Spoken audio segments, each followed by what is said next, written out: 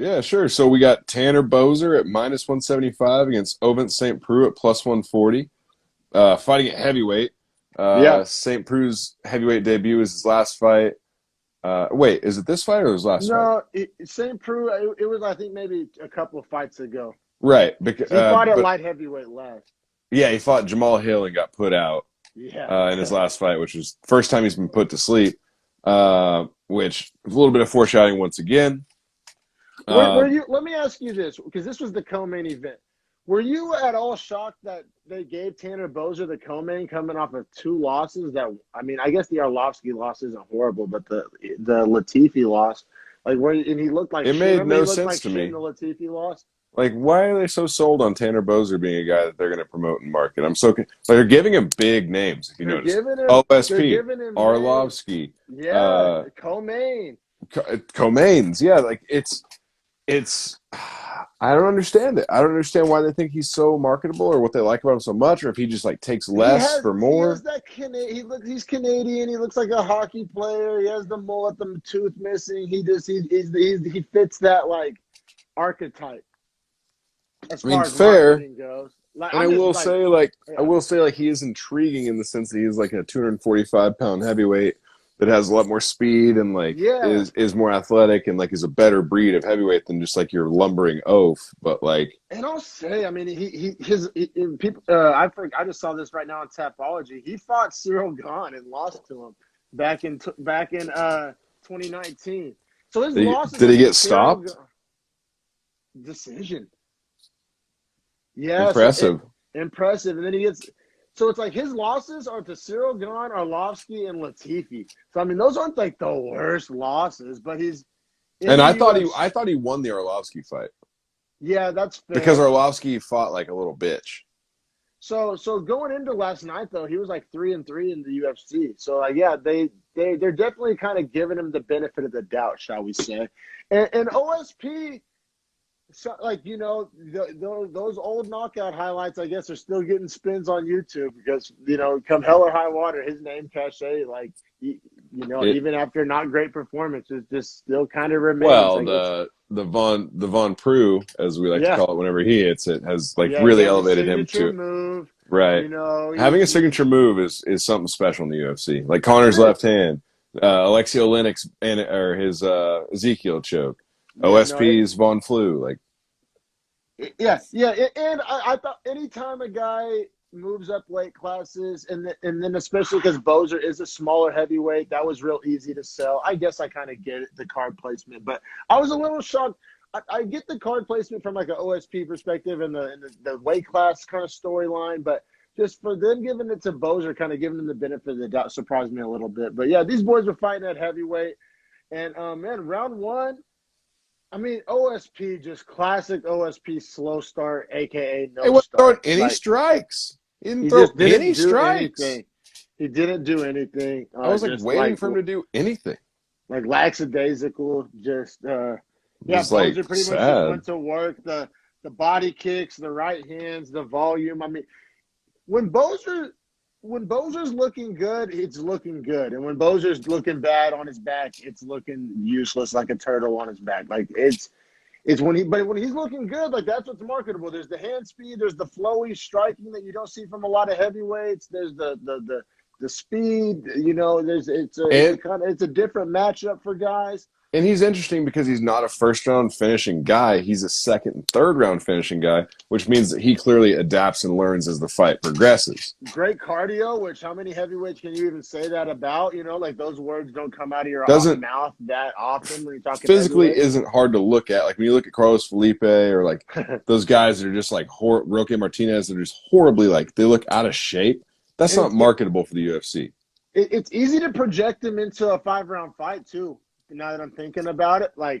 like not saying he's earned it, not saying he's earned it, but what I'm Cardio saying is wise, that you can physique. see it, and like yeah, you can see him fighting 5 rounds. Which how many heavyweights can you say that about as well? So there's things to like about Tanner Boser, and I think that's what's so frustrating because his first couple fights I like fell in love with all these things, and then the weaknesses proved to be like insanely glaring in the Latifi and Arlovsky's fight. He just like can't really grapple. And it's like, how excited can you be about a guy that can't grapple? And I guess if there's any division to try to get away with it in, it's heavyweight. I guess. Yeah, and well, okay, so like I scored the first to Boser 10-9. Yeah, Is that how you we saw both it? did. Fair. And I thought that that was more due to OSP doing absolutely nothing. Jack shit. Right. Now in the second round, OSP came out and it immediately got a takedown. And like for me, I was like, oh God, here we go, Boser. Like I thought so too. like this is his path to victory, and like this is your path to losing.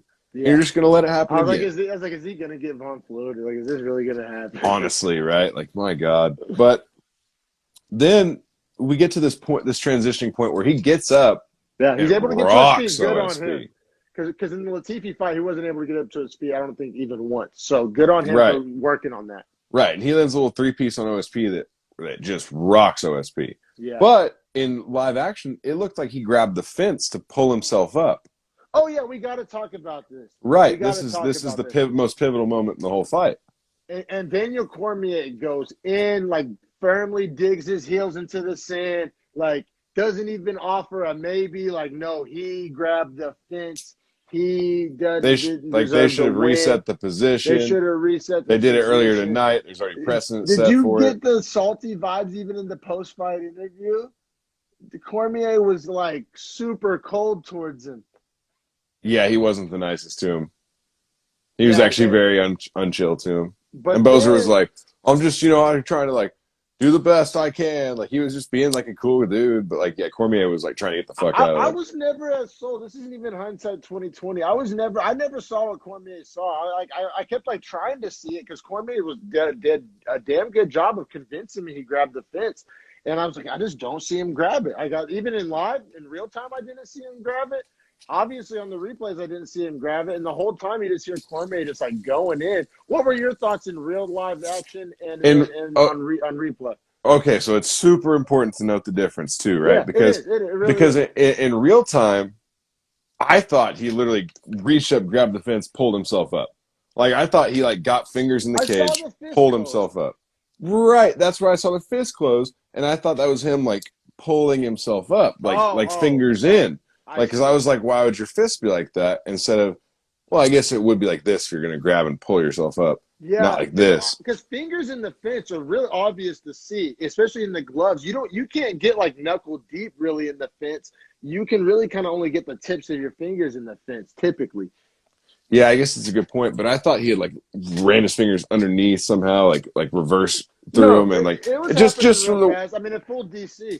Well, and like the way his shoulder and elbow rode up the fence too, it like flexed the fence, so it was moving it in a way that looked like it was like bearing weight. I mean, it was, but not like by being grabbed. He broke the system. He found the loophole.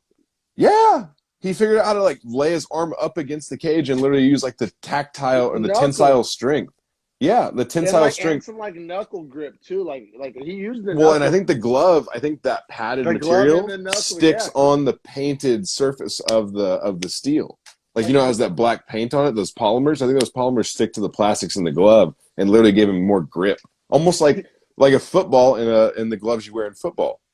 Well, he pretty much, he was on his baseball player shit, just like finding little ways to kind of cheat the system without really cheating the system, like because he didn't grab the fence. He did not in review, he did not grab the fence. Great call by Herzog. Once again, if you phrase the question differently of did he use his hand on the fence to help himself get up, the question would be yes. But is that against the rules?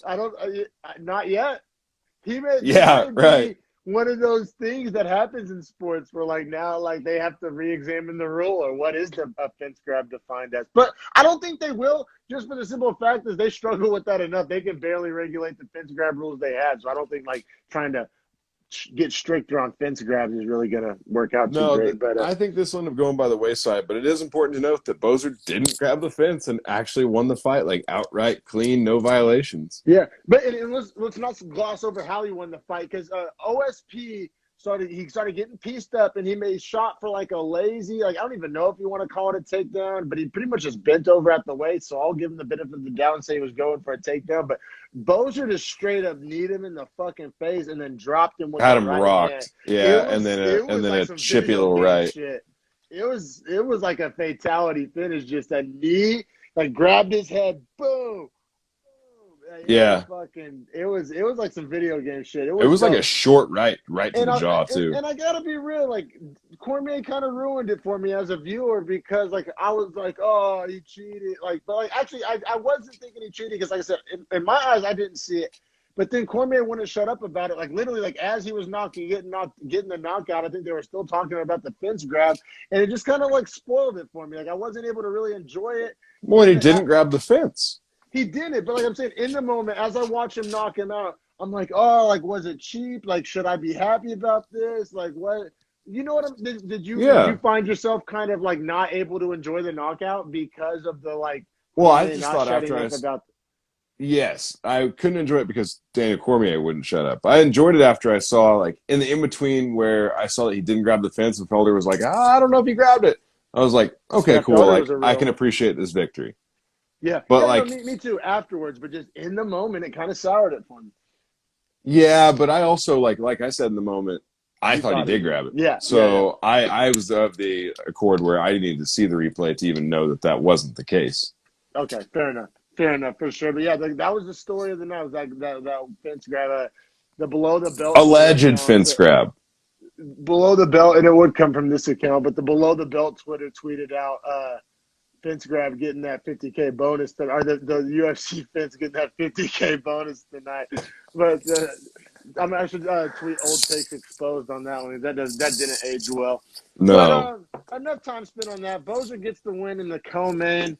They said, I mean, it's hard to see him not getting another co-main. Like they're just pushing this guy. Which, like I said, there's a lot of things to like about him. There's a lot of things to like, and there's not a ton of grapplers, I guess, in the top end of the heavyweight. Like, let's look at the top 15 just real quick, and then we'll keep it pushing. So at heavyweight, I mean, yeah, you got Sergey Spivak, who's going to try to strike. He just entered the rankings. He's at 14. You got Espinal, who's a striker. You got a lot of strikers. Dawkins at 10. You got guys like Sakai and Tybura in there as well that'll try to wrestle with him. So I don't know. I think the moment he runs into a ranked wrestler, he's fucked. Like that's the thing with Boser Boser. Tybura would be fun. I don't think it would be. I think it would be Tybura laying. I think it'd be the Latifi fight all over again. Just because Tybura is known to be lazy on top. Yeah, that would literally be the Latifi fight. Like just go watch the Latifi fight again, bro, if you want to see that one. Like, but maybe I'm wrong. I know two fights are the same. I know, but all right, we'll keep it pushing to this.